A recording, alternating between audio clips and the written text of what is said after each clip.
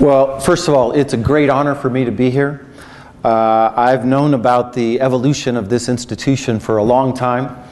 I think it's a fantastic institution, especially because of the work that your rector has done. These are the kinds of institutions that will be the most important for who wins and who loses in the 21st century.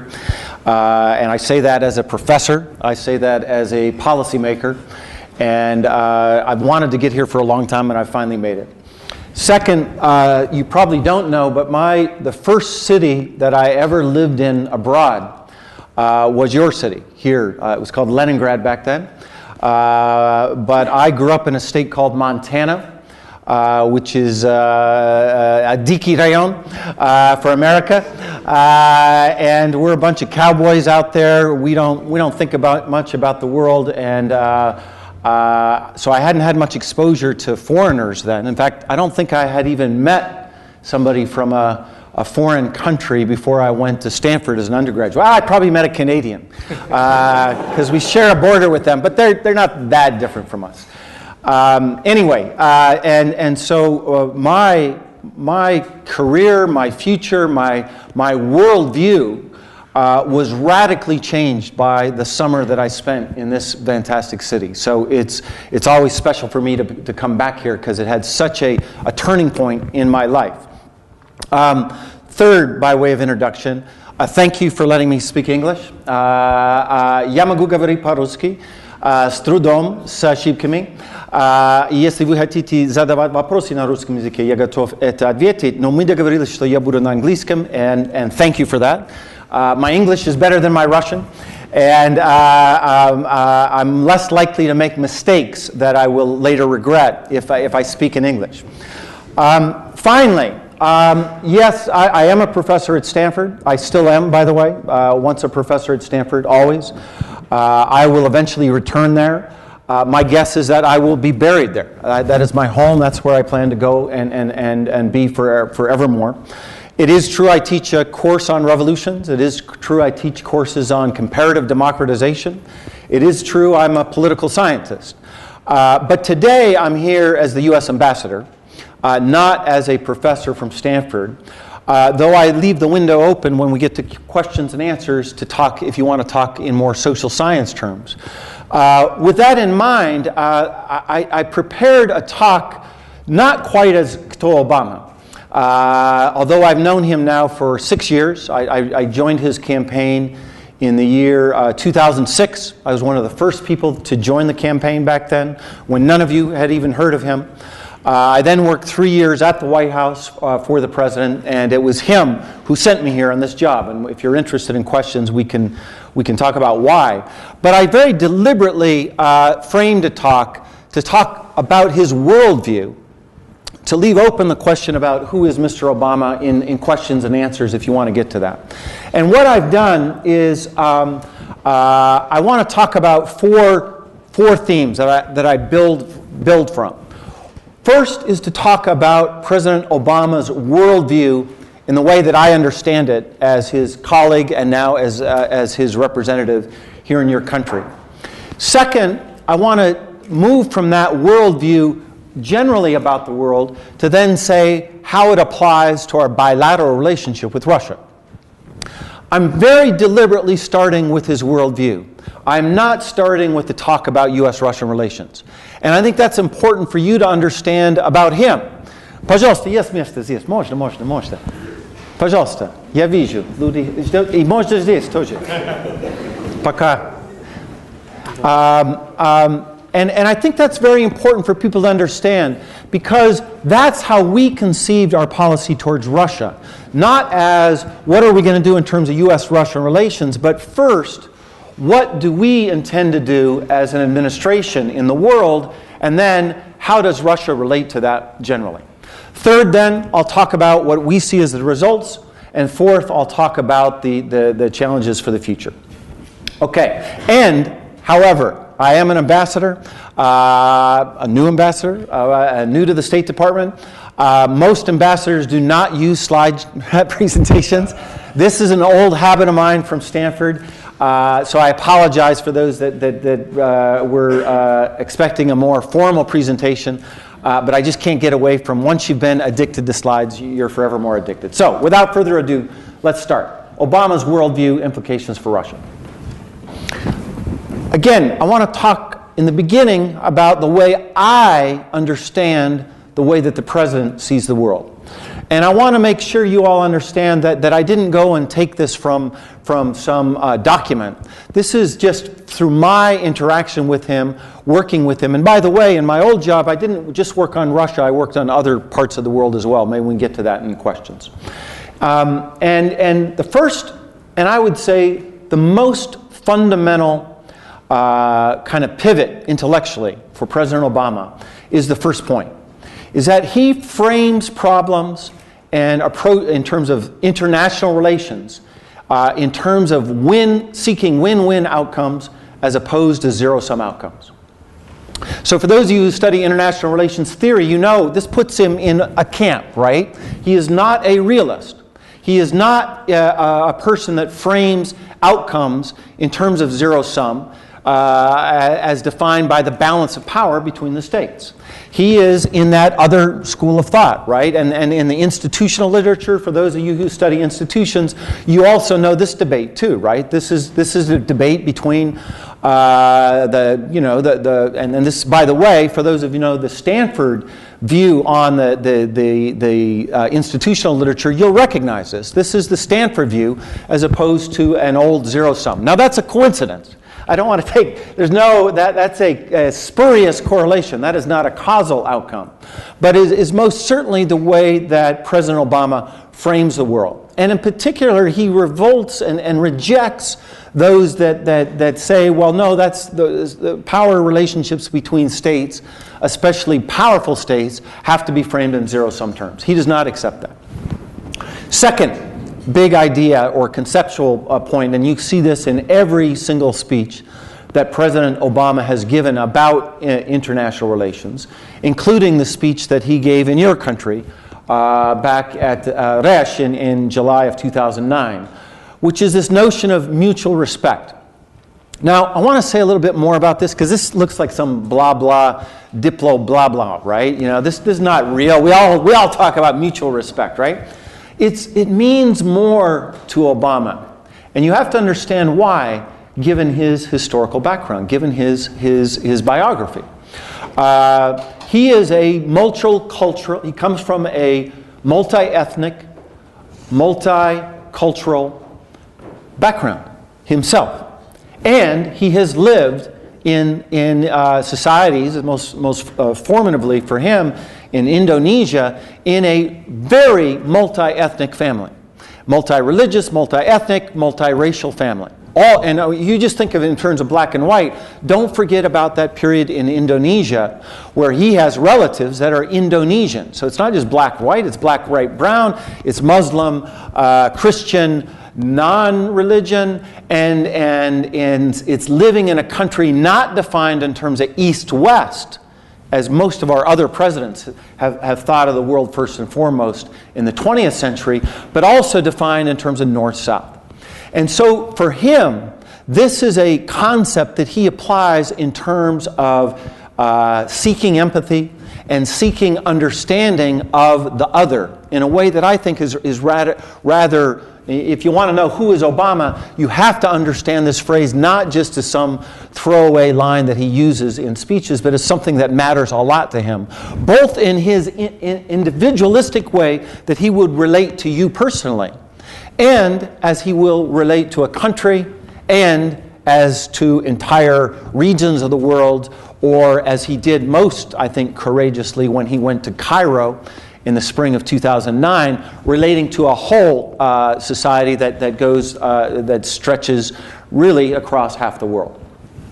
Third point, again, for you social scientists, this will place him on a grid for you. He does not define issues. It's too black and white. There's more gradation here. But he will look at many problems in the world and see that they are transnational, both in the cause and in the solutions to treat them, right? So both in the diagnostics and in the solutions. So the security is a good one, right? Security is not something that is between states, in his view. Some states, there are in some instances, but most issues that we face today are defined between states and within states, not as a relationship between one state and another.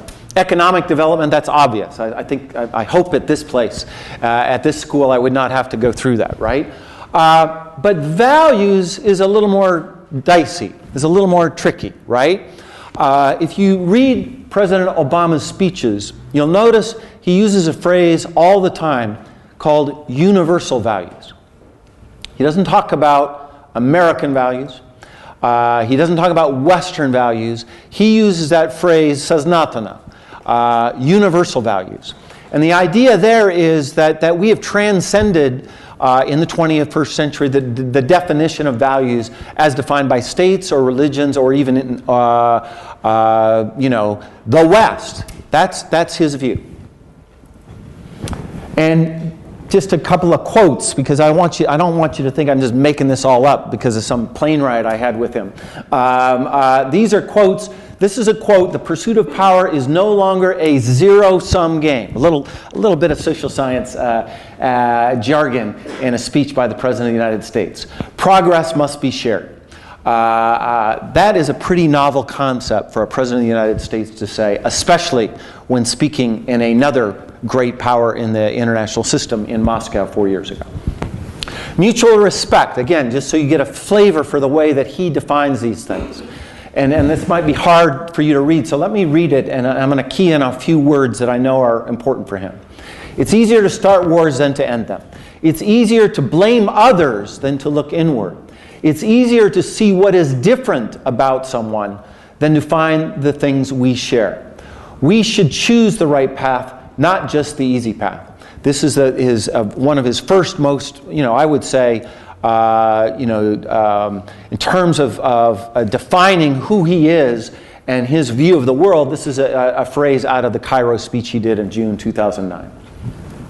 And perhaps most controversially, this is his view on universal values. We stand up for universal values because it's the right thing to do. So that's the, democracy is good because it's better than all systems, Winston Churchill kind of way.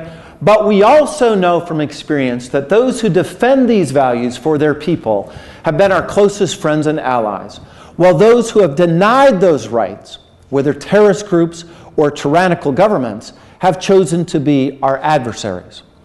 And I chose to focus on this a bit because I experienced this debate about universal values in your country as an ambassador here quite often, where people want me, first they don't trust that there are universal values. There's Russian values and American values, and I run into that, maybe not today, but I can tell you in other settings I run into that a lot. I run into Christian values and non-Christian values. President Obama thinks of values in terms of this universalistic way. But he also, in this speech and in many other speeches, and I again, deliberately chose a speech he gave in your country 4 years ago, has pressed us, and I've worked on many of his speeches, to say, when we go abroad, we have to give some people an explanation for why we frame these issues this way, because otherwise they're just going to think it's a bunch of diplomatic gobbledygook. And so he has very hard pressed his White House officials, including me when I worked there, to kind of give intentionality to why we think about promoting universal values is in the national interest. And here are some very, quotes. Can you all see them? I won't waste our time to read them. But if you know the democratic peace theories, because I know we're talking to a lot of social sciences here, you'll recognize some of these arguments, right? This comes out of a very deep and controversial literature in American political science. This is Michael Doyle, right? Michael Doyle. You could take this right out of his. I think I could even remember the citation. American science, political, no, I'm going to forget it. Yeah, I know it. It's in my book. You can read it. But yeah, this. You can find this debate. And by the way, I'm presenting our view of the world, right, and Obama's view. I'm not presenting the counter arguments. And I want to emphasize this. This is our view. This is his view of the world. And then when I'm going to switch to Russia, I'm going to present our view of U.S.-Russian relations. But because this is a university setting, I want to emphasize that in the academic literature, these are highly contentious hypotheses about international relation theory. If you want, in questions and answers, we can talk about why somebody like Waltz, to think of somebody from Berkeley, would look at this and say, this is all well, I'm going to use a more diplomatic word. This is all very flawed theory of the way international relations work, okay? So, but that, I want you to see this. This is, as we say in American English, this is right from the horse's mouth. These are quotes from the President of the United States, not from Michael Doyle. Okay. So what does that, so that's the theory, that's kind of in a nutshell, and I want to go faster here to get through this so we can get to questions. That's some very big ideas about how to frame analytically the relationship between states, and in particular America's place in that international system, right? How do you go from that view of the world to policy priorities? This is a longer list than I would have time for, but these are 5 or 6 that I think are the policy implications from the way that President Obama sees the world. 1, ending wars. Obviously, this is a high priority for him. He's ended one war already, and he is on his way to ending the second one in Afghanistan. 2nd, fighting al-Qaeda and other terrorists, but I should have added in parentheses, but using a different strategy and more limited resources than previous approaches.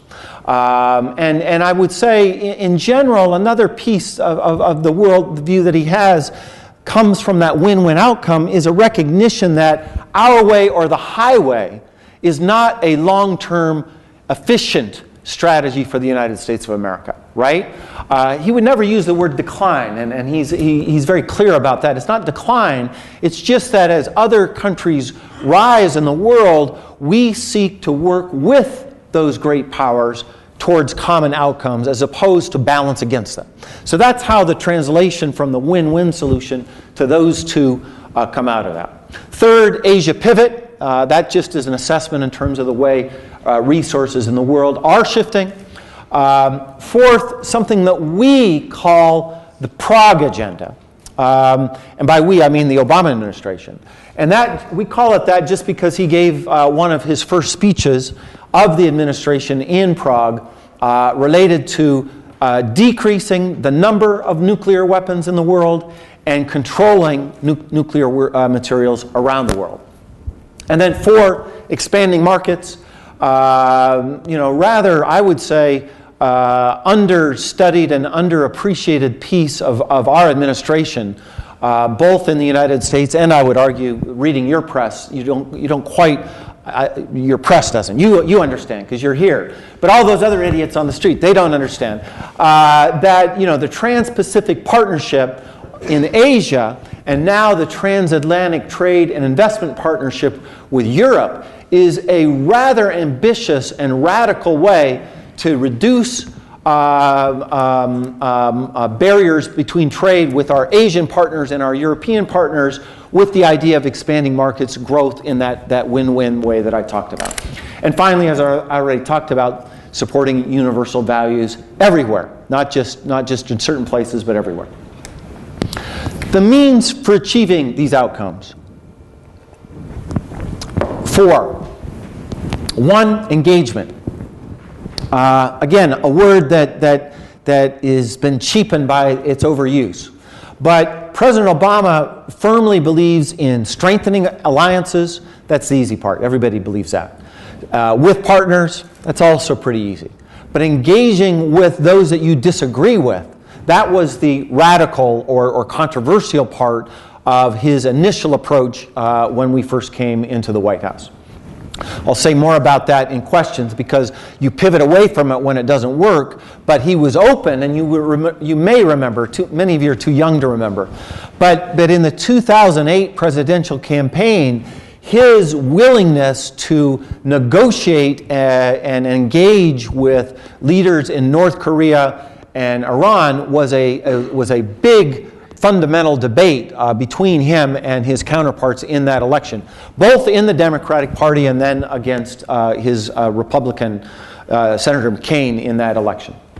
Second, obviously, if you know the literature on institutions and win-win outcomes, you understand this. You strengthen the international institutions to help you achieve those win-win outcomes. So we as an administration have tried to strengthen the UN Security Council, obvious with real implications for Russia. Whereas some administrations ignored things like the Human Rights Councils, we went back to them. And particularly, another piece that is not well appreciated, really engaging seriously with regional organizations, particularly in Asia, in a way that I think is new for an administration. Third, restoring America's image abroad. He's had a lot to say about that as a means to an end to get to those win-win outcomes. And finally, a use of force is necessary, of course, as you've seen in our administration, but only as a means of last resort. And I would argue he himself, though, would say, and only if legitimated through a process, first and foremost, through the UN Security Council. And then that's just another quote from engagement. Let me move on. Let's get to Russia. So I've now given you his worldview. I've now given you his priorities, our administration's priorities. How does that affect our relationship with you? This photo, by the way, is my first day in the Oval Office. This was day 3 of our administration. He's about to call your then President Medvedev. And I am actually breaking a rule of the Oval Office. You're not supposed to put your hands on his table. Nobody told me that. So there you go. I was learning how to be a government official, chinovnik, back then. All right, how does it affect Russia? The theory of the reset coming from that 30,000 feet policy and now to your country. Some of this is obvious that flows from this. Some of it will be a little less obvious. One, U.S. and Russia share common interests. When we first briefed President-elect Obama, before even he became president, and by the way, that's when he used the word reset for the first time, перезагрузка. Это было до того, как он стал президентом. We went into a long explanation about, why we were at such a bad place in U.S.-Russian relations. This is the fall of 2008. Remember, August 2008 was a pretty important inflection point in U.S.-Russian relations. And we were explaining various arguments that we had with Russia. And very often the president would turn to us and say, I don't get it. I don't get why Russia doesn't have the same interests that we do in this country, that country, this region, that issue. And we would go into this long explanation about legacies of the Cold War and culture and individual relationships. And the president, being a very analytic, very rational, very post and also young and post-Cold War thinker, he would look at that and he'd say, but surely that's not in our common interest to define things in those terms. I remember it very vividly because it was one of my first kind of failures as a briefer that, this was not really working. This was August 2008, so even before he was elected president, I remember having this jarring thing, my arguments are not working here. And this came from him, that we have these common interests. That we believe, I want to emphasize that, in terms of the way that we see Russian and American interests, we think that there's overlap, win-win outcomes. 2, we need to develop what the president calls a multi-dimensional relationship. So security, economy, and societal stuff, not just arms control. And again, another anecdote from my time at the White House. We negotiated something called the New START Treaty a couple of years ago between our two countries, and the president was very involved in those negotiations. And at one point, we were briefing him about something called telemetry. How many people here know what telemetry is? Good, good. So the fact that nobody knows what telemetry is a really positive sign, because that's exactly where the president was too. He was like, okay, he's learning about telemetry. It has to do with rockets, and I'll tell you in questions if you're interested, but it's not important. The point was, we were learning about it, and it was a key piece of our previous arms control negotiations, and he had to learn about it, and he debated with your president at the time over it, and it became a joke between President Medvedev and President Obama in various phone calls. He's like, okay, I'm calling, but I'm not going to talk about telemetry today, right? It's like, thank God, we've done enough on that. But at one point he turned to us and he said, if all we do is talk about telemetry with the Russians in the 21st century, that means we'll have failed. That means we're no different than Nixon and Brezhnev. He said that, or somebody said that at one point. And so this idea that we cannot just be hostage to our old agenda, a very key point for him. 3, the means that we achieve this is through increased engagement. And I'll say more about that with some slides. But this is an important concept that, just compared to other administrations, we put way more emphasis on engagement. And that's the means by which you can realize these win-win outcomes. You cannot realize the win-win outcomes without engagement. A little more controversial, the last 3 ideas of our approach to the reset. I didn't even know this photo was, this was put in between. That's the president having dinner here in July 2009. They did that when since I've seen those slides, they put that in there. Somebody down at the embassy did. Because I don't quite get what the message is there. Other than he's a good family man engaging his wife and children. So this is, okay. Because it's a very small picture. We're all in You can't see it. So he's sitting at the Ritz-Carlton Hotel having dinner with his family, looking out over Red Square. That's what he's doing there. Anyway, dual track engagement. The idea here is that we engage the Russian government and we engage society at the same time. This is an idea we stole from a previous administration, but we believe we need to do both. 5th, reset relations with Russia. We have to do not in a zero-sum game with our relationships with other countries. In other words, we're not going to trade a better relationship with Russia for a worse relationship with country X, Y, or Z.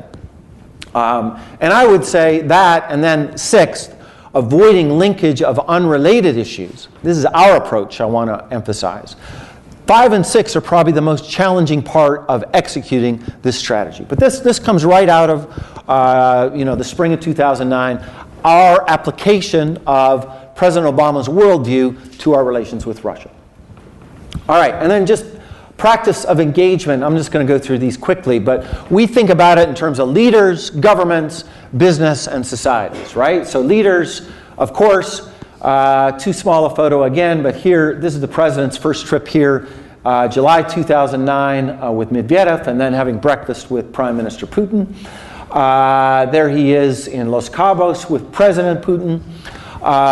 With the government, we thought that there was way too few nodes of engagement between our government when we came in, so we created something called the Bilateral Presidential Commission to try to increase horizontally the connectivity between our governments, and those are all the different working groups. We used to have one on civil society. I used to be the chair of that. My co-chair was Mr. Surkov. We no longer have that one.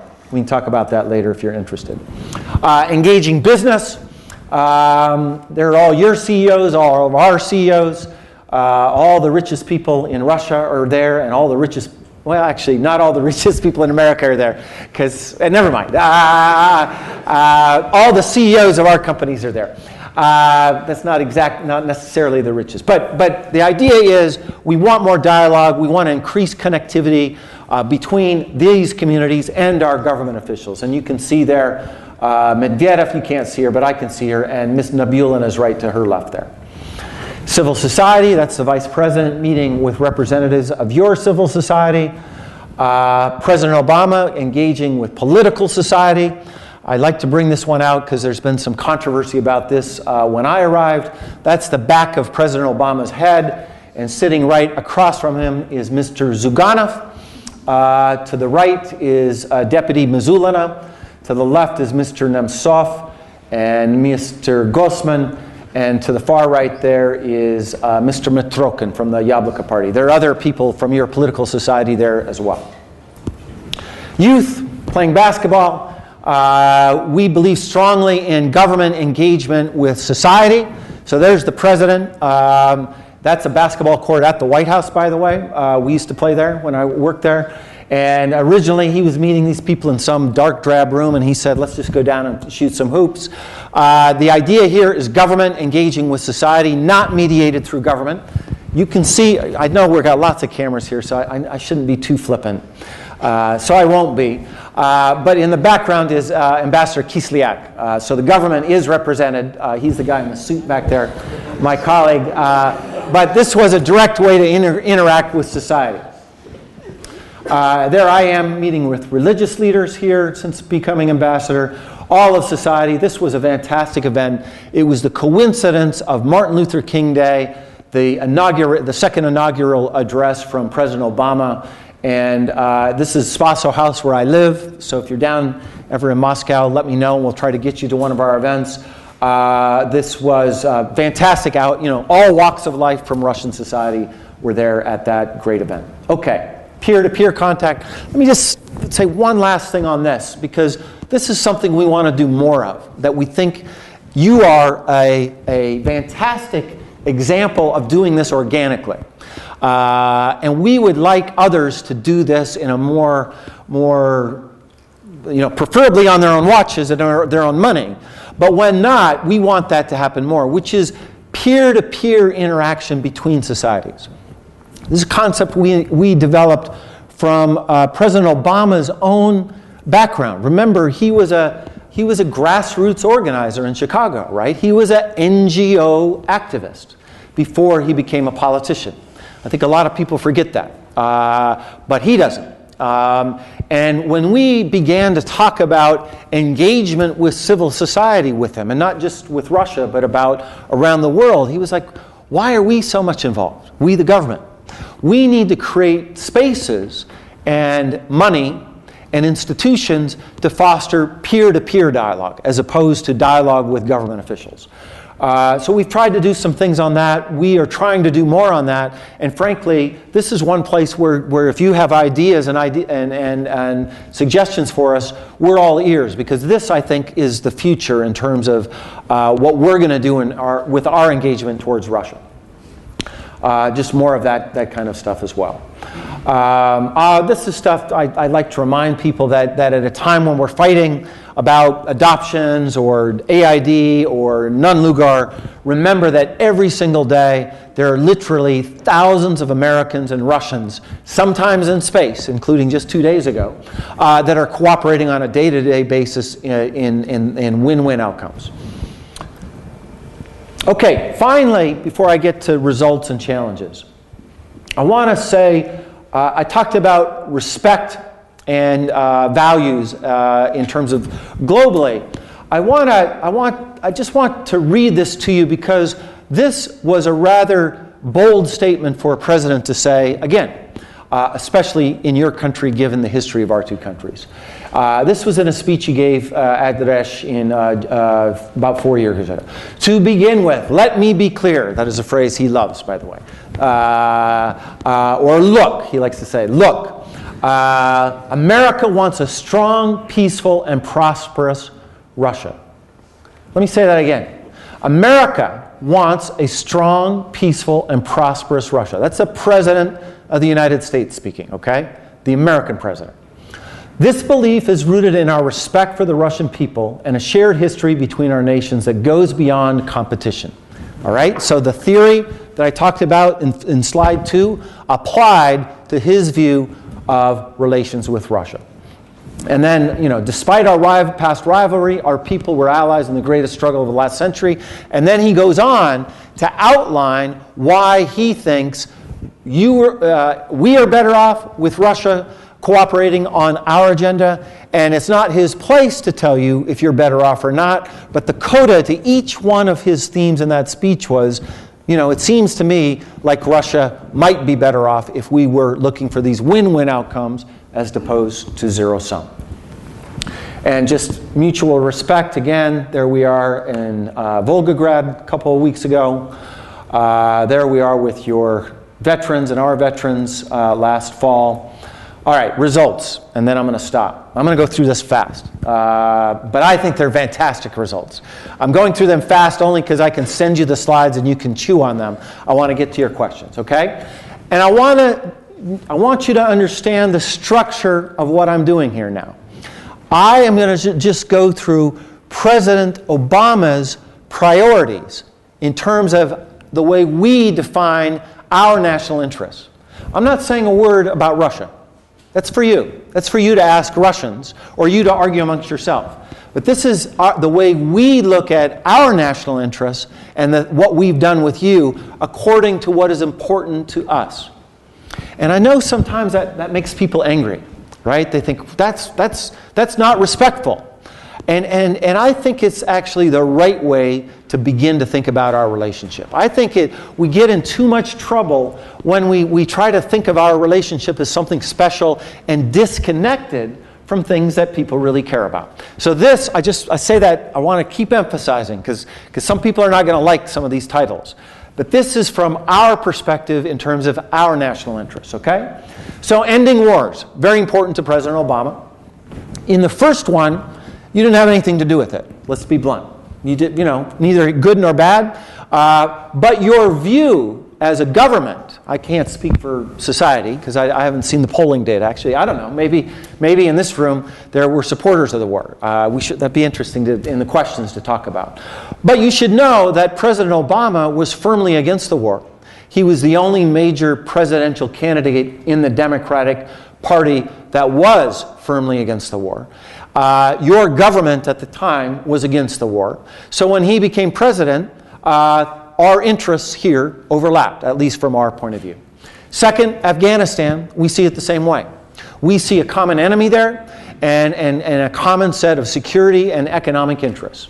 And we are grateful, by the way, not only that we frame that issue that way, but we actually cooperate in very real terms in terms of realizing common objectives in Afghanistan.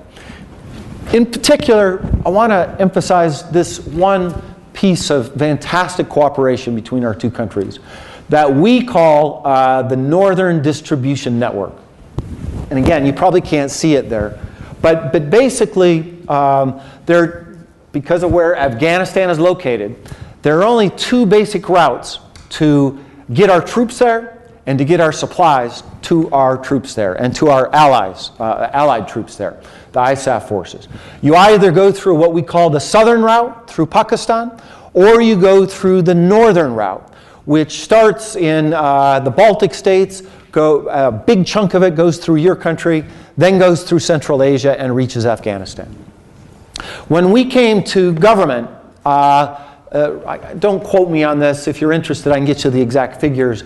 But roughly about 5% of our supplies went through this route. Today, that's over 50%. And at times, if you know our relationship with Pakistan, been rather complicated, especially because of one action we did last year when we went in to kill Osama bin Laden, you'll know that that southern supply route has been volatile at times. This, to us, is a vital national security interest and an excellent example of defining the problem in a common way and then seeking a win-win outcome in ways that both countries can contribute. And you can see the statistics there, rather impressive. Okay, fighting terrorism, again, common problem, common enemy, and relatively same common solutions, with some analytic disagreements. So on Afghanistan, Mali, I would say, are two excellent illustrations where we define the problem the same way and we seek a common solution. I would talk about some of the countries in the Middle East and some of our approaches to Afghanistan where we define the problem the same way, but we have differences in terms of our solutions. And then preparing future, people are always amazed at this. These are Russian paratroopers training in Colorado. Training for an anti-terrorist exercise. And by the way, they had a great time there. I met a couple, our colleagues met a couple of them. They really had a good time. Asia pivot, our second, ending wars, first priority, second Asia pivot. All I would say on this is a rebalancing, and I would urge you to read National Security Advisor Donilon's big speech on it recently if you want to get the whole conceptual framework. If you follow me on Twitter, it's there, and I can send it to you again if you're interested. All I would say here in terms of Russia is we consider Russia an Asian power, and we do not see our interests clashing in Asia. We see this very much along the way about win-win outcomes and cooperation, particularly in these regional organizations that we are seeking to strengthen in Asia. Prague Agenda. Because Russia's nuclear power, obviously Russia figures prominently in this part of it. We see a lot of shared outcomes there. Obviously, the New START Treaty was the most important one. Second, on Iran, we have very close cooperation with you, with your country, in terms of how we are approaching that problem. The results have not been as impressive as we want, but our common strategy there is very, very tightly intertwined in something that we call the P5+1. Third, I would say the same, North Korea. Results not what we want, but diagnostics the same, strategy the same. And fourth, nuclear security summits. This is President Obama's initiative to lock down nuclear material around the world. We are cooperating with Russia there, not defining things in zero-sum terms. Expanding economic ties. Here, with some exceptions, we also see a lot of progress in the last 3 to 4 years. Russia's membership into the WTO, we saw that is in our national interest, not just in Russia's national interest. We worked hard to get that done last year. Granting Russia permanent normalized trade relations, lifting Jackson-Vanik, also a part of reducing barriers to trade. New visa regime. We believe that fundamentally investments need to be made by investors with their own money, not government money. And at the end of the day, our job is to create the permissive conditions for entrepreneurs to do their work, right? So, and this is a bit of a controversy with your government, frankly, because sometimes your government has more of a, has the government can be more involved in investments. I'll just leave it at that. We don't have any money to invest in Russia, okay? The U.S. government has no money to invest in Russia. The best we can do is, buy cookies at Spasa House for our innovation series with Skolkovo. But we can try to facilitate connections between entrepreneurs and make their business easier. So WTO is a grand, hard thing, but a smaller thing we think is equally important is the new visa regime, so that people can now get visas for 3 years, multiple entry. 123 agreement for civilian nuclear cooperation, parallel business summits, bringing Medvedev to Silicon Valley. That was something I'm from the Silicon Valley. That's where I live. I was very proud of the fact that his first visit to my country as president in an official state-to-state visit, he landed first in San Francisco, not Washington. That was good. That's right, because that's where the action is in terms of this kind of stuff. And then, as I've already mentioned, the BPC in terms of things trying to create permissive conditions with Russia. And then there you see the results. Modest by we're disappointed in those results, but at least the trend line is moderately going in the right direction, but way undervalued in terms of what we think it could be. We'll skip over these. I'll send you all these slides if you're interested, just so you see what we're doing. There is a pretty big trade imbalance, of course, with your oil and gas and minerals coming in exceeding what we bring here, but we hope to change that. One other piece I wanted to mention, and I got to go faster. Investment. We want Russian money in the United States of America. We want Prokhorov's money. We want Arkady Marashov's money. And we want your money, okay? I don't care how small it is. We got good banks. We got great investment opportunities. There's no 10% change? And there will be no 10% tax, at least in the immediate future that I'm aware of. This is something new, because there was a time, obviously, in our bilateral relationship where we didn't want your money. We didn't want your investments. We didn't want you at all in terms of our economy. We have radically changed that. And Russia, in something called Invest America, Invest USA, I'm sorry, a Department of Commerce program that we have, Russia is one of our top 5 target countries for seeking greater investment in the United States. And we did rather well in the beginning. The financial crisis, of course, hit on that. But we see this as a two-way street that's good for the United States, good for Russia. I'm flipping back and forth because I started with U.S. investment in the Russian economy, which we also think is good for Russia and good for us. But we also want to see the investment in the other way. By the way, as a basketball fan and as a Brooklyn fan, I in particular am very grateful for what Mr. Prokhorov has done with basketball in the NBA. His team is now in 2nd place in their division, by the way. So we thank you for that. And then finally, innovation. I've already talked about that. MIT Skolkovo, we think, you know, we're big advocates of this. We know lots of critics. We think better to invest in that than in other projects, and we see many unintended positive possible consequences of this kind of activity. All right, to end, let me just say 2 things about challenges and then the future. Without question, this part is the biggest challenge in our bilateral relationship right now. The question about universal values and what we do here in regard to that and connectivity between our societies. We believe we've had a pretty tough 6 to 9 months, and here's some of the examples of that. We also believe that this is a piece that we've got to be able to manage in the tension between priorities in terms of rank order of values between your government and our government.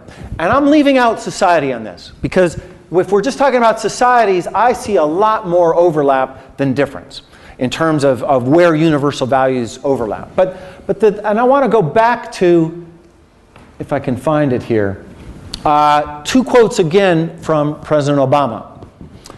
Because I led with universal values from his Resch speech. But I want you to be aware that when it comes to the issue of sovereignty of states as a value in the international system, it's one Americans and the Obama administration cares deeply about as well. We're pretty big sovereignty folks. We're big on that. And he put it in his speech. State sovereignty must be a cornerstone of international order. So the same guy that is promoting universal values is also promoting that phrase as well. That is a tension within our administration over the way we interact with the outside world, including your country. And to me, I'll skip over these data from polling stuff. And I'll even skip over the near-term agenda. You know that, Syria, non-proliferation, nuclear stuff. To me, missile defense, I actually don't think that's a big issue. I want to be provocative, so somebody asked me a question about that. I think that's an easy one. This to me, and I'll end on this, this to me is the hard agenda for our future, and I say that both for the future of our administration in power, but I also say it as for your future when you are managing U.S.-Russian relations. Avoiding zero-sum competition, because I outlined President Obama's view. I didn't outline his critics' view, right? And there are many in my country that have a zero-sum view about international relations and think that it's a mistake to frame things in this win-win outcome. Second, I just talked about it, managing differences over values. I don't think this is a black and white issue. I think this is where the priorities are and where the lines need to be drawn. And I'll talk about the hypocrisy, if you're interested, in all kinds of ways that you're involved in promoting universal values in my country, if you're interested. So I see this in a very gray place, not in black and white, but it is one that creates a lot of tension. And I think we need to understand that and take it on. And then finally, and I'll end on this, I didn't talk much about it, but for me, as an academic, as much as an ambassador, the thing that drives me nuts the most of all in this job is I was going to say utter nonsense, so I'm not going to say that. I would not say utter nonsense, because that's not a diplomatic word. The empirical flaws and I'm not going to say outrageous. The misrepresentations of data about my country that I encounter with officials, with individuals like you, and in your media. It drives me nuts. And my guess is if you see or hear from officials from America, or you sometimes see our media, or you sometimes meet some people from our country, I understand we have some here, right? Which is great, because I hope we can duke it out on this. It drives me nuts, because we are going to have disagreements over policy. And all the engagement in the world and all the talking in the world, we're still going to have disagreements. But we can't have disagreements, in my view, based on bad information or misperceptions, because we think that that's not in our national interest. And so my job, as I see this as like the #1 thing I got to do, and that's why I'm here today. The #1 thing I want to do as ambassador is to try to communicate through opportunities like this, on the media, and on Twitter and Facebook, to try to engage with this. Because in my opinion, this piece gets in the way of realizing those win-win outcomes that my president and our chief foreign policy advisor is trying to get us to try to realize. So I'll stop there and take your questions. Thank you.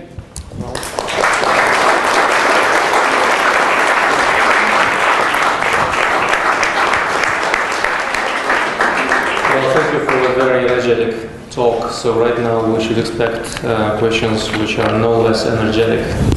And actually, I don't remember how many US students we have this semester. Remember, there were 44 international students, so if there are more Americans actually in the second hall, please come up here and ask your first question. Sure, great. But let's start.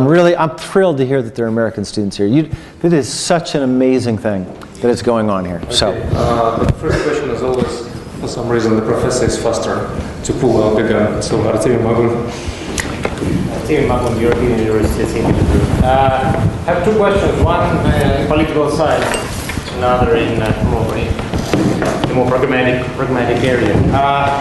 You mentioned that the respect of the sovereignty, generally respect of Russia, is, however, limited by the respect of other countries' sovereignty.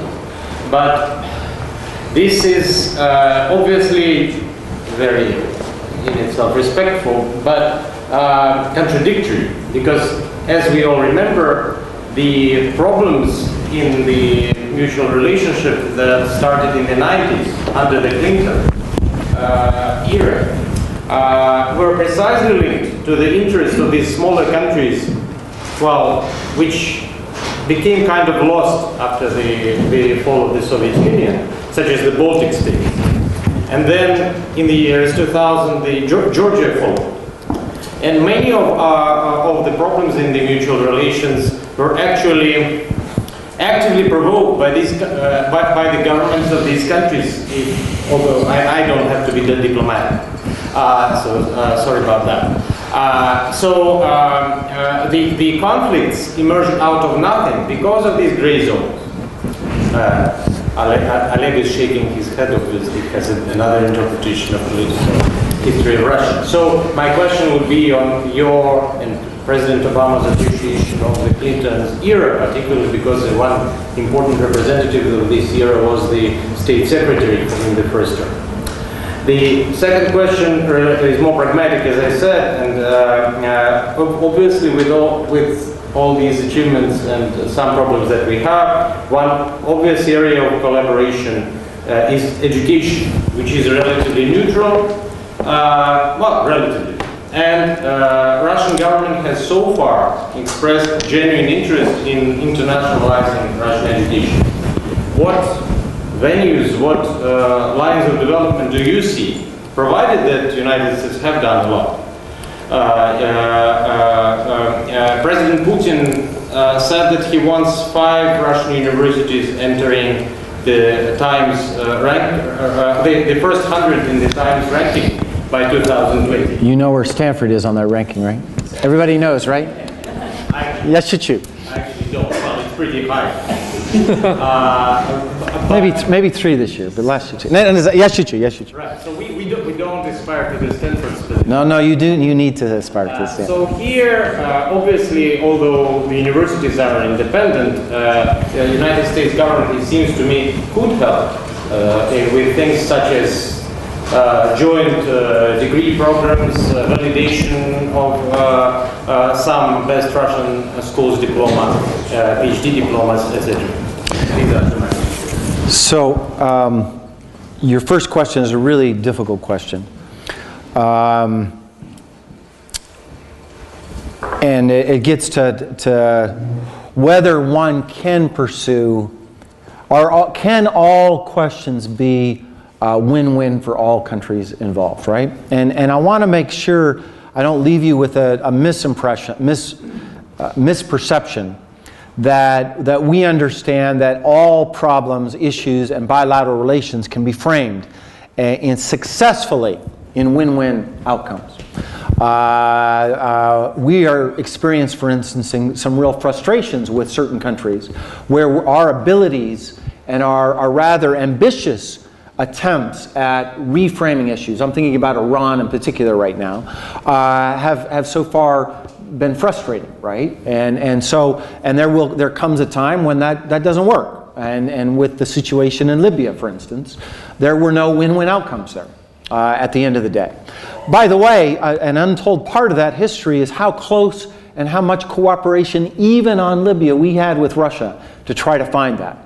But that'll be for the historians when they look at what some of your diplomats, some very brave and creative diplomats did to try to make that happen. And at the end of the day, it failed. With respect to the countries you mentioned, let me tell you our approach, and let me tell you what we think are our results. We deliberately said to our Georgian partners and to our allies in the Baltic states that we're not going to accept a zero-sum frame in terms of your relationship with Russia and your relationship with us and that triangle, right? And I'll tell you very honestly, because I was very involved in this in the first year, initially that was treated rather skeptically by the leadership in Georgia and by leaders in the Baltic states. And you can just go back and Google some of their statements and you can see it. And in particular, we had a very big debate about missile defense with some of our European partners.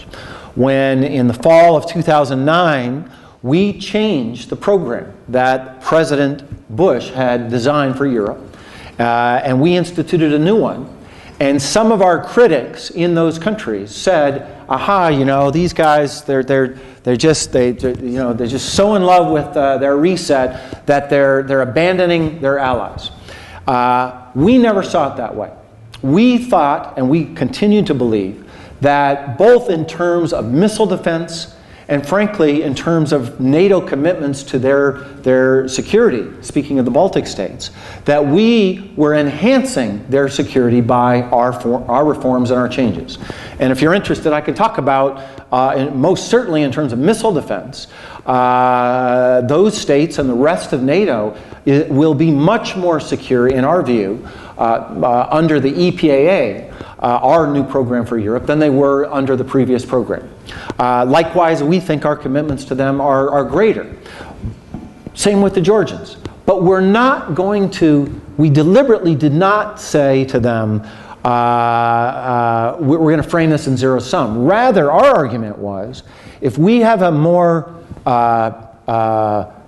engaged Russia, where we are creating you know, common interests, and then things to lose should things go badly, right? So part of, I didn't go into the whole thing, but again, you know this, if you know this literature, you know exactly where all this comes from. It's called sunken costs, right? Path dependencies, where if you have more going on in the relationship in terms of U.S.-Russian relations, our theory to our friends were it'll be more costly for Russia to do things that go off that relationship.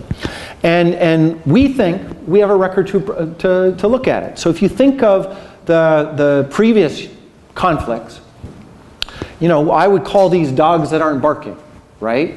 Cyber wars, gas wars, real wars, all this conflict that was happening in that gray zone, we think has been less under our administration than it was before. Our critics would disagree, but those kinds of conflicts we think are being managed in a better place than they were before. I want to stress, however, that in some places, Georgia is where the rubber hits the road to where win-win stops, right? We have a fundamental disagreement with the Russian government over where the borders of Georgia are.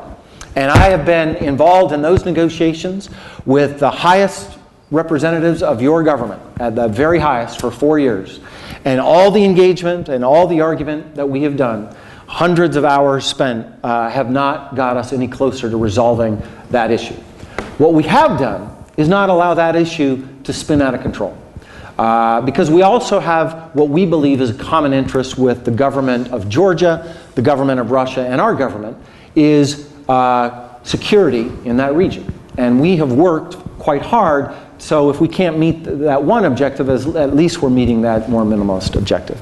With respect to your second question, all I would say is absolutely. This is a no-brainer in terms of win-win. You're doing it. So, and I would say a couple other things. We have limited resources to add to it, but we have some. There's something called the U.S.-Russia Fund that deliberately has seed money to create partnerships between Russian and American universities. If you're not, I don't know if you have any of that money and whether it's in fields you should, but you should look at it. That they're trying to create that kind of peer-to-peer engagement. There are other seed money that you all are doing, which I think is really creative, which is seed money for research. Not between universities, but between individuals. How do you get your rankings up? You get them up through citation indexes. Well, leveraging people that know how to get citation indexes. We have a friend, a common friend, Professor Timothy Fry. He's really good at getting citations in social science citation index. He's a master. I strongly, strongly advise you to co-author with Timothy Fry. That will help your reputation, that will help your university's reputation, and that will help his reputation. That's a win-win, baby. He's bought by a higher school. He's been bought, but I've told him to kind of manage his portfolio in a more creative way. And I would just agree with you that this is gravy, right? And we should be doing as much as we can to create the opportunities to support it. Okay. Well, thank you. More questions? I'll be briefer, I promise. So more student-oriented. Second row, if not the first row. Yeah, please. First, I'd like to say thank you for coming. I'm an American citizen from Chicago. I can tell you're from Chicago, man. That's obvious. What's your name? John. Hayden. I'd like to say thank you for being our ambassador here and representing America. Thanks. In this way. My question is about the language that you use in meetings with Russian officials. Because the presentation, and no fault of your own and no fault of President Obama's administration, is very American. Win-win is a very American saying, I feel. And I don't know if that necessarily translates to Russian. I don't know if, a win-win concept exists here because in the States, it's win or lose in a lot of cases. But what about changing and molding the verbiage to align more with the thoughts here and with ideas that are implemented here, like possibility, instead of win-win, reciprocating results. So both sides get something which is similar to win-win. So I just wanted to see your opinion about the language, about maybe things that get lost in translation.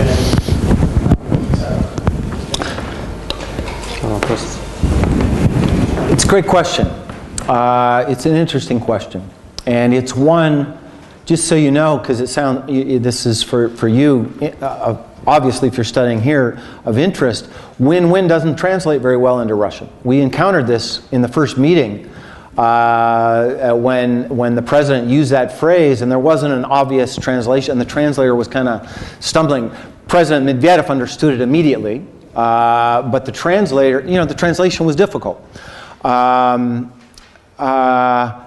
footnote, by the way, about that first meeting, the conceptual piece was about the Northern Distribution Network, where we were trying to change. There was a phrase that President Medvedev had used at the time called privileged spheres of influence. That was a phrase he used. And in that meeting, he was saying he was misunderstood too by that. Because we interpreted that as a government to be zero-sum, and he said you didn't understand the phrase, and he took a long time to explain it. I just give you that as an example where this is a real problem. It shouldn't be set aside.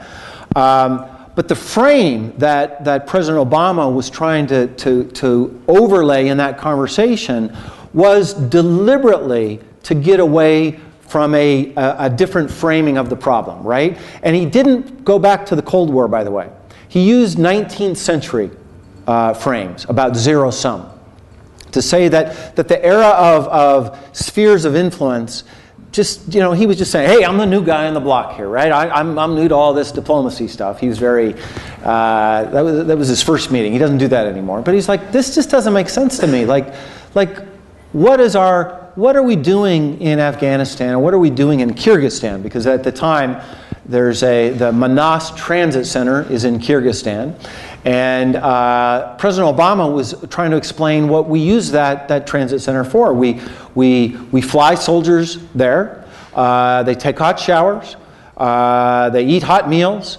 They sleep, and then they get on planes and they go to things called FOBs, forward operating bases, and they go to kill.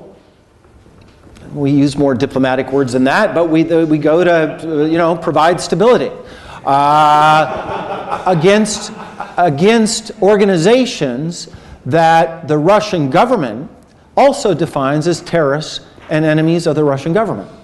So the president was saying, well, maybe 200 and 300 years ago, like having your soldiers in a piece of land created some sphere of influence for you. But in this day and age, it just didn't make sense to him. And I would say the fact that we're still cooperating, that's been an area where we've managed to conceptually change that, right? So in a way, I wouldn't call it American. I wouldn't call it American, but I would call it a perspective on international relations that is not necessarily conventional wisdom, shall we say, in terms of theorists in this country, and dare I say, of some government officials in this country. But let me tell you, when we're talking about other spheres, I am quite struck by how Russians understand win-win very, very clearly. I just saw, I used his name, Mr. Mordashov, Arkady Mordashov. He runs a company called Severstal, one of the richest men in this country. One of the largest Russian investors in my country. He understands win-win straight up. He doesn't need a dictionary to help him understand what win-win means in terms of what he does. Google. The Russians working at Google, I know a lot of them, including a former Russian. They understand win-win, and they could care less what color your passport is. They could care less what culture. They could care less if you grew up reading Tolstoy or Pushkin or nothing, for that matter. If you can do the job, that's what they care about, and that's interesting, right? For us, there's somewhere in between, and I think I'm going to reflect on your question. Because we're constantly trying to lean in to find ways to frame things that also, let me be blunt, need to be consistent with with American values, American lexicon, and American politics. Because let me tell you one thing about the phrase universal values. One time I used that in a you know, I'm looking at that thing, I don't know where it's from. But one time I used it in a public presentation here, quoting the President of the United States. And 2 hours, probably even less, but I remember seeing it 2 hours later, it was quoted in I'm not going to say because I don't want to start the whole thing over again, but in American media as, what is he talking about? Why is he afraid to talk about American values? And what is, you know, you can imagine that debate on some of our major television and print and radio, right? So getting that mix right is a rather difficult piece. And I would say vice versa for Russian government officials here. All right, I'm that way too long for that answer, but that was a tough, hard, important question. Okay, in terms of cameras, Mike, this is the Russian equivalent of edX or Coursera. Отлично, отлично. YouTube lecture. Great.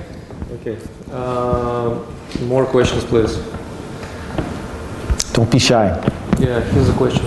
Yeah, Gerald, please. Hi, Gerald and I work at the Council on International Educational Exchange, CIEE. First of all, the first question is, we're wondering, we know that you did study abroad in the summer in Leningrad State University, and was it with CIEE? Absolutely, baby. Yes, of course. CIEE, they changed, his organization was the group that brought me here in 1983. So thank you for that. Спасибо большое. I myself actually am a... And then I had 18 years where I did not study Russian. I want to emphasize that for my bad Russian. So CIE is not to blame. I was doing other things in between, including Portuguese and Polish. So вы не виноваты, я виноват. Well, I'm an alum of the program, the CIE program here in St. Petersburg, and also the European University, where I got my graduate degree. I have 15 students in the other room, and a lot of them come here to study Russian language. They want to learn to read Dostoevsky in the original. But I'm finding that a lot more of them want to come here because they'd like to become people like you. We have record enrollments this semester, 86 students, and Fantastic. over 150 who want to come for this summer. Can you comment two things, and not really a very controversial question, but kind of comment on what you've seen as far as interest of young people in Russia during your time. What sort of advice would you give to a student who is looking to come to Russia, and what advice would you give to students in the other room who want to do something with the language and the culture that they've learned here? Thank you. I keep thinking I'm going to get easier answers so I can answer it quickly, so I'll take that. And then the next question has to be from a Russian student, okay? So somebody needs to get ready, okay? So I don't have a good answer to your big questions, right? I do know that as I think about the ebb and flow of Russian studies at Stanford, because just so everybody understands, I was a Stanford student, and then I went to Oxford for my PhD, and then after several years of wandering around, I eventually came back as a professor back in 1995. So I've seen it as a student and then as a professor, and now as a government official. What I'm struck by, obviously, during the Cold War days, there was an interest. People like me, you know, I wanted to end the Cold War. That's why I came here. I'll tell you, you know, that's what motivated me. It was not Dostoevsky. Dostoevsky was terrifying for me. Still is, by the way, to read in Russian. And Pushkin too, even. I'm just, you know, I'm still struggling. But and you know, my mother thought I was a communist, and you know, she's like, you know, what has my son done? I mean, she thought California was a foreign country when I went to go to school there, let alone to go to the Soviet Union during the Cold War. So there was that. Then there was a peak in the Gorbachev era, and then it fell off, right? Because there was this notion that Russia didn't matter anymore. That's now ended in where I teach. And you know, still the highest numbers, of course, are those learning Chinese. But I would say a couple of things. One is, you know, by all indicators, it doesn't matter which one. If you're talking about economics, you're talking about nuclear weapons, you're talking about Security Council, Russia is here to stay as a country of strategic importance to the United States of America. Whatever people were talking about with the end of history and Russia, is collapsing and disappearing. Remember, there are all these articles that Russia just doesn't matter and it's going to become a third important level country.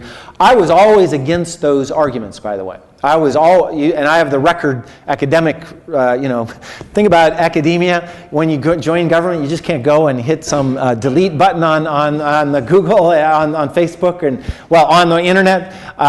Sometimes I wish I could. I wish I could take some of the things I said before out of my government life. I can't. But on this one, I'm crystal clear, right? That debate is now over. So for people that want a career in government, there's a long-term career. Number two, people that want a career in terms of business, it is now long-term and here to stay. When, how, there'll be hiccups, but this is just a no-brainer now. This is just, and especially if you're an engineer, by the way, if you're an engineer and can speak Russian, you will be a rich person.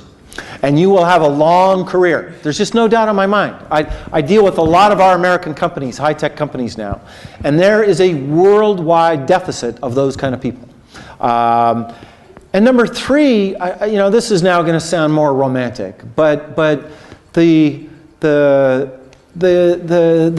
stuff that we're doing right now, there's a lot of really smart, interesting, culturally motivated people in this country.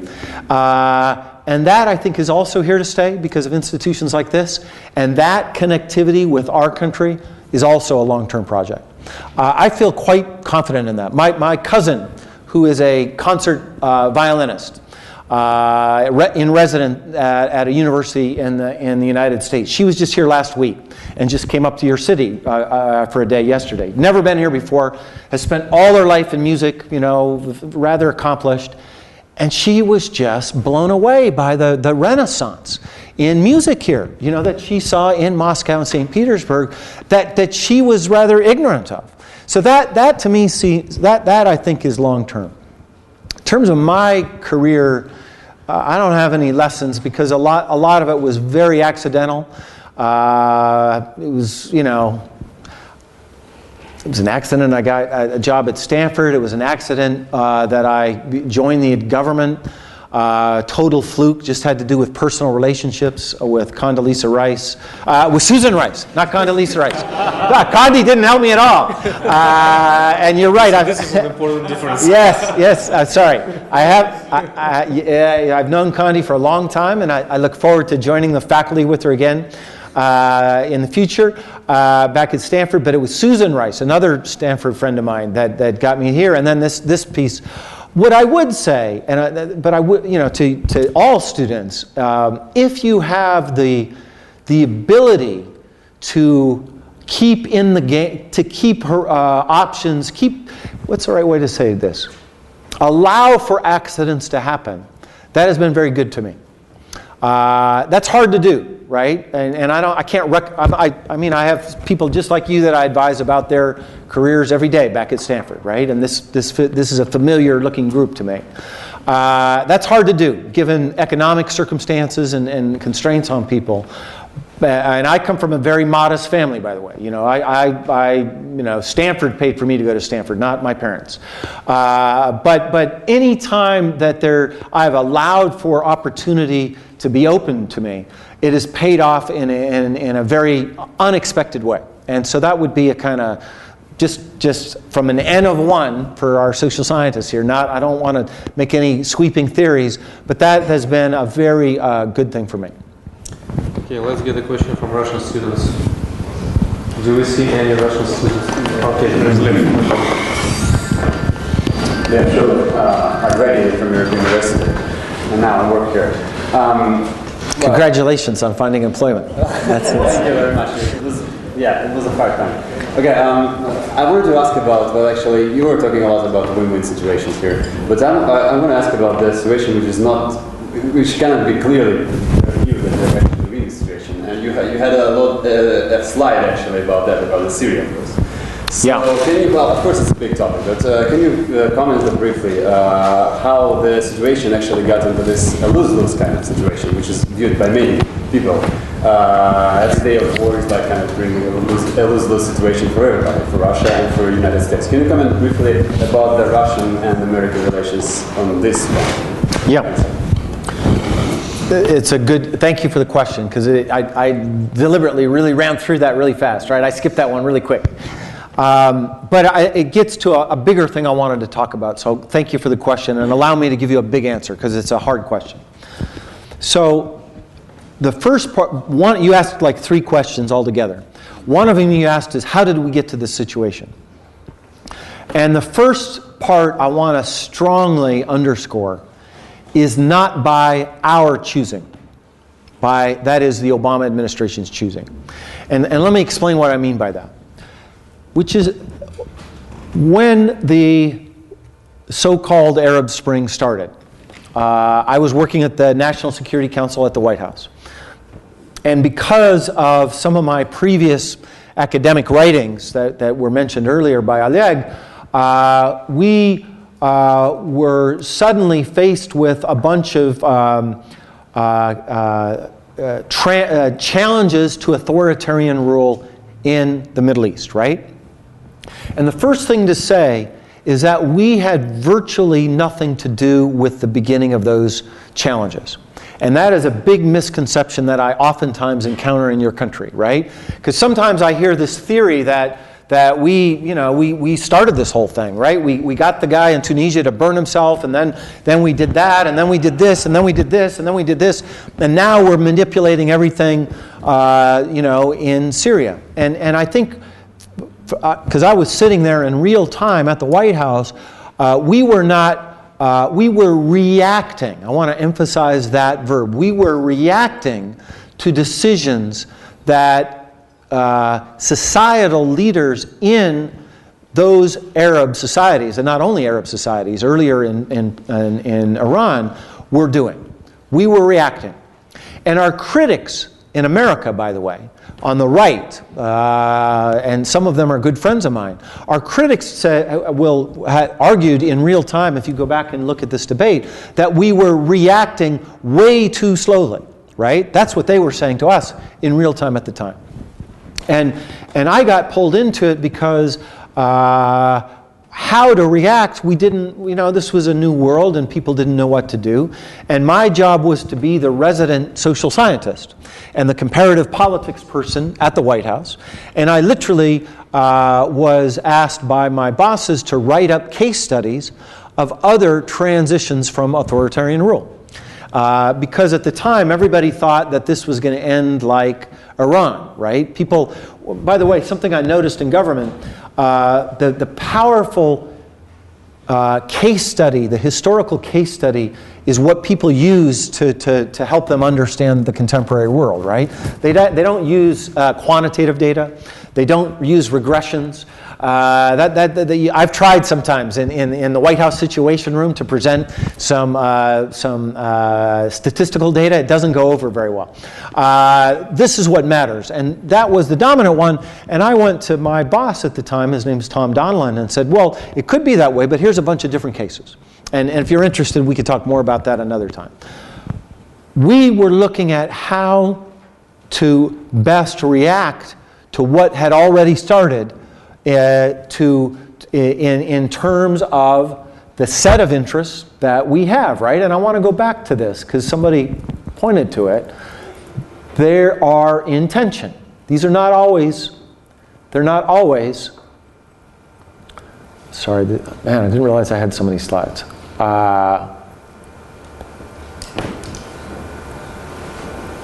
For this particular debate, there's some tension between first one and the last one, right? In terms of how we reacted. And it's still in tension, by the way, in terms of Libya, in terms of Yemen, in terms of Syria. But the number one thing, we were reacting. What we see, I'll talk about all the cases if you want, but to speed ahead to Syria, we believe that we have a national interest in preserving the state in Syria and helping to prod along a political transition from the status quo. To use the language of political science, this is not an equilibrium right now. We do not believe that the current situation is an equilibrium. There has to be the political change. Moreover, the argument, and by the way, I would say with our Russian interlocutors, and I've been involved in this negotiation now for over 2 years, we have a pretty, I think in terms of the goals, we have a lot of overlap on that. With your government, with your president, with your foreign minister, we see similar goals there. Where we disagree is the means to get to that outcome. Our argument has been the longer the civil war, and that's a generous word because it's not very civil and it's very asymmetric. But we think that the longer that military conflict lasts, the more likely that there'll be a breakdown of the state, and the more likely that instead of a political negotiation, there'll be one side wins. And we believe that, and we think from historical experience, we have reason to believe this, that the longer those kind of conflicts go on, the more powerful the extremists become, and the more likely that they take over. And by the way, you mentioned theories of revolution and people who write about revolution. There's a long literature about that in that literature. Our disagreement with the Russian government has been over that piece, right? About the political negotiation. And it's continuing to this day. And it's continuing to this day. Well, I guess given the time we can take another question. Sure. Не стесняйтесь. На русском языке мы можем тоже. Well, in Russian or in English? Well, to fill the pause, I can ask you one question. Okay. You went from Stanford to Oxford to do a PhD. Yeah. On a Rhodes Fellowship. Yes. And I'm pretty sure I didn't really feel like going to another country, even though Britain is so different from the United States. But imagine that Rhodes Scholarship was hardly possible in the end of 18th century, when America has just violently clashed with the British. Interesting. And the question is, how did this special relationship, which is so well described right now in contemporary international literature, develop is not that much interesting to me. But can you imagine what would be the conditions for a Russian to go to do a PhD in the States right now and to feel the same way? That this is not a distant and different country, but rather something which is close within the same civilizational matrix. To give you one example, it seems that this is two distant examples, and one should be kind of comparing them because one is... No, I think it's really interesting. But the interesting thing about New York right now, from where I just returned, that there, in all the intellectual hangouts, if you take a look at who the people are, half of the crowd have grandmothers and grandfathers from here. And this is an obvious fact very often. So there's no unbridgeable rift in between the two. So when would a Russian going to study in the States feel like as if he's going, or she is going, on a Rhodes Fellowship? You know, that's a really interesting question for a lot of reasons, because so I did go and study at Oxford, and the language was the same, and yet some of the cultural norms were greater than what I felt studying in the Soviet Union in 1985. And that, so I'm gonna want to try to explain that. But I'm gonna think about. I don't have a good answer for your question, so I'm gonna give you a long bad answer. So first of all, let's remember, because I had to learn it, because it's very important to remember Cecil Rhodes. So he was an oligarch, right? You know, and then I don't allow people at my embassy to use that word, by the way, in terms of norms and words that we have to get rid of. I don't allow that word in cables anymore. I had a big argument with the head of our political section the other day, and I said we are never going to use that word again because it has a connotation. It has all kinds of. Maybe you guys should use it. in academia, but we as diplomats should not use it. And maybe I'll use it again when I get back to Stanford. But we shouldn't for a variety of reasons along your very interesting observation. But back to your, remember, so Rhodes accumulated all this money and then he looked to, where to spend it. And he spent it in various ways, in education not only. And one of his ideas was to spend it not only on Americans, but on the English-speaking community around the world. So there are Rhodes Scholars from Australia, there are Rhodes Scholars from Nigeria, there are Rhodes Scholars from Canada, South Africa, etc., right? So throughout the empire. And if you go back and you read his motivations for that, he wanted to create a transnational ruling class. That's what he wanted to do. And he thought that only through bringing the unwashed, mining kids from mining towns in Montana like myself, that's the way you would do it. And that was very much his strategy. By the way, in some of the debates that you're having in your country about us, remember that this is British money sponsoring fellowships to go, to sponsor us to do certain things. So to change our behavior, we Americans. That was, and it was very, very conscientiously done. And in a way, I think it worked. It helped to establish Oxford as a desirable educational destiny for Americans. And by the way, I would guess, I don't know the history in those other countries, I'd guess in those other places. It did create networks. Interestingly, in my country, the network is not so much with the Brits, it's between the Americans. So they're called rodents, if you get the play on words. That's muishka, right? Roads, rodents. They're called these rats. But they're people that are connected, and the whole reason I served in the Obama administration is because I met one of those rodents, a Rhodes Scholar, Susan Rice, and that network formed, right? So that happened then in a very odd way. He kind of achieved his results, but not quite the way he wanted to. To answer your question, I already think we're there.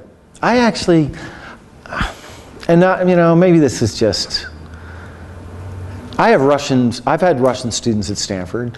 I've had Kazakh students too. So I'm trying to think of the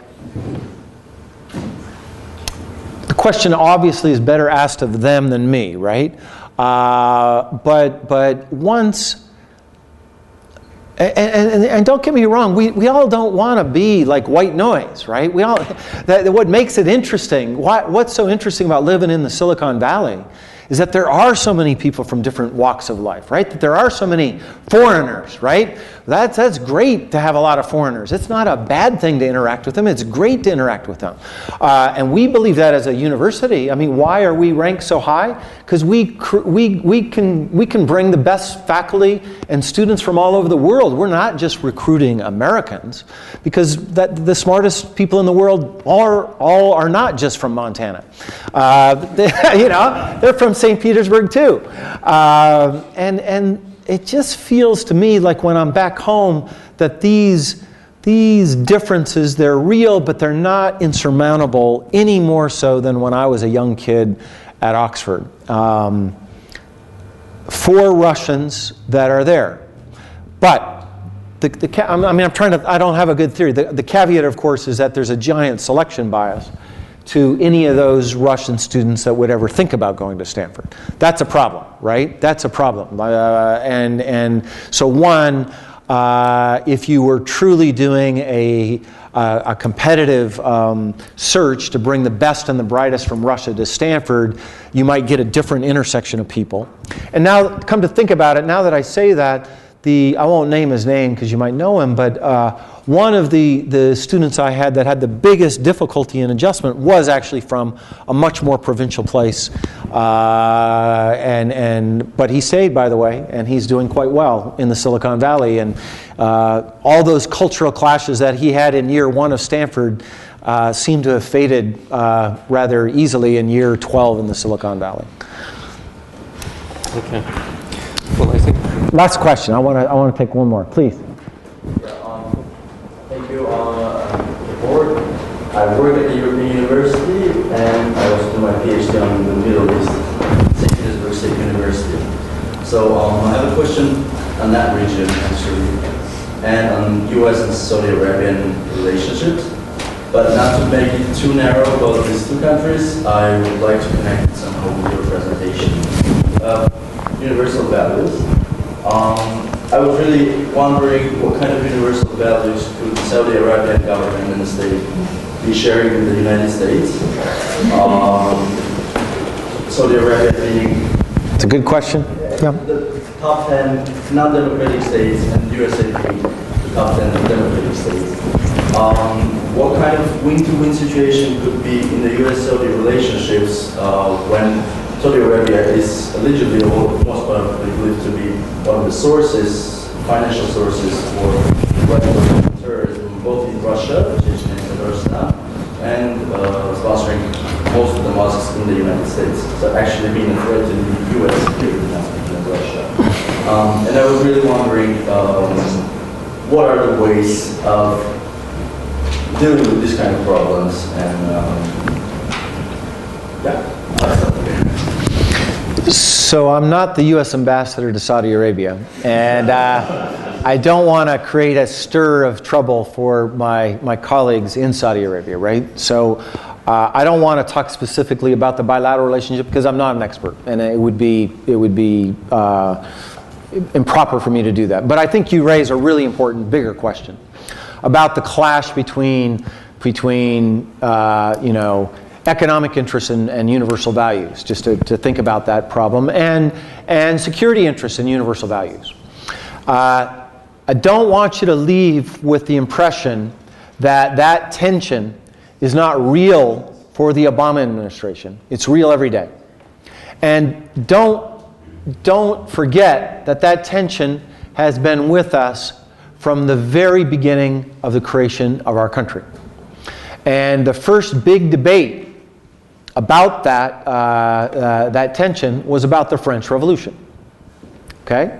Because if you remember the history, you'll remember that a monarchy, an autocracy, in the language of today, was our ally in our War of Independence, or in our American Revolution, depending on, again, that's a big debate in our country, whether in academia, whether it was a real revolution or not, but interesting, right? So, and we were, you know, I think most historians that I know who know that period well, I don't, well, I teach it, but I don't know it well. But Jack Rakoff, for instance, my colleague at Stanford who teaches about it, without the French, we do not win that war. It's just that simple, right? So do you take the money and the soldiers, literally the soldiers, from the autocracy in order to build your new democracy? The answer then was yes. So these are not black and white issues. These are always hazy issues. Then it gets really complicated when the revolution begins in France. What side is America on? Are we on the side with our allies, or are we on the side with our friends who are talking about universal values? And that was the first great foreign policy debate of my country, was right then and there. And we have had that debate ever since, all the way up. World War II, an excellent example, and through the Cold War to this day in terms of other countries around the world. I would say, you know, as let me just let the president say it better than me. I would say what he says. The arc of history shows that governments which serve their own people survive and thrive. Governments that promote the rule of law, subject their actions and oversight, allow independent institutions, are more dependable trading partners. So one, they're more stable. Two, they're more trading partners. And two, democracies have been America's most enduring allies. Now that doesn't mean that every moment in time our allies are democratic. Obviously that's not true. Stalin, you know I'm talking about Stalin when I think about this, but obviously Stalin and his regime and your country were incredibly, incredibly important allies for the United States of America. And that tension about what to do with that, I think, is the fundamental debate historically, and is the fundamental debate in our foreign policy circles. And I would say one last thing. I've actually written a lot about this, if you're interested, and I can give you the citations. I don't want to talk about it here. It's a debate that is not framed in terms of Democrats and Republicans in America today. It's actually a debate that we have within the Democratic Party and within the Republican Party. And I would say it's been, especially in the Cold War. I can't be sure if it was always true in the 19th century. I don't know the whole history that well, but I most certainly in the 20th century, it's been, I would say, one of the most deepest debates. And even with the purists in the past, in one camp or the other. The camps are rather weirdly defined by political scientists as realists and liberals, Wilsonian liberals, right? Liberals is actually not a good word because the neoconservatives are also in that camp.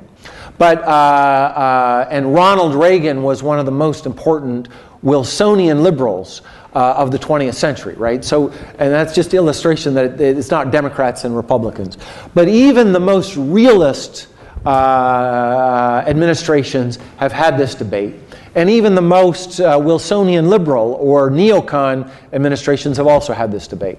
And I can tell you for sure, to get back to your question, that when things started changing in the Arab world, we had the debate in a rather tense, intellectual, dare I say, academic way, because our president is such a kind of analytic person. And the consequence of it, including Saudi Arabia, if you want to know, the outcome of it in terms of his thinking is in a speech that he delivered in May of 2011 at the State Department. That, and I can send it to you and I can tweet it out tonight. If you tweet me, I'll tweet it back to you, okay? That was President Obama's clearest wrestling to truth in answer to your question. And you'll see the tension, because it ain't black and white. But you'll see the tension and you'll see where he came out, including with respect to the country that you're talking about. And I highly recommend you take a look at that speech. Okay, well, let me say some final words. I mean, I just looking and listening, I realized that actually when we were trying to compare school experience here and there, I didn't realize that we didn't stress enough the fact that actually this institution for many years was conceived as having a mission of not really sending Russians, the best Russians to Stanford, but rather bringing the best Stanfordians to Russia.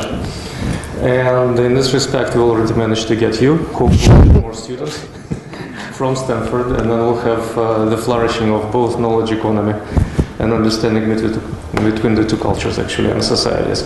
And I would like to thank actually today not only Ambassador Macfol, but also people who helped organize the visit, and that is Consul General of the United States, Brüs Ternner, and Consul for Press and Culture, Steve Labensky, and his assistant, Tatiana Kosmynina. We should all applaud them as well, because through that and through their hard work, we got Ambassador Macfol come and give his views and opinions, both as an ambassador and political scientist. Thank you so much. Yeah, thank you all. Thank you, Bruce.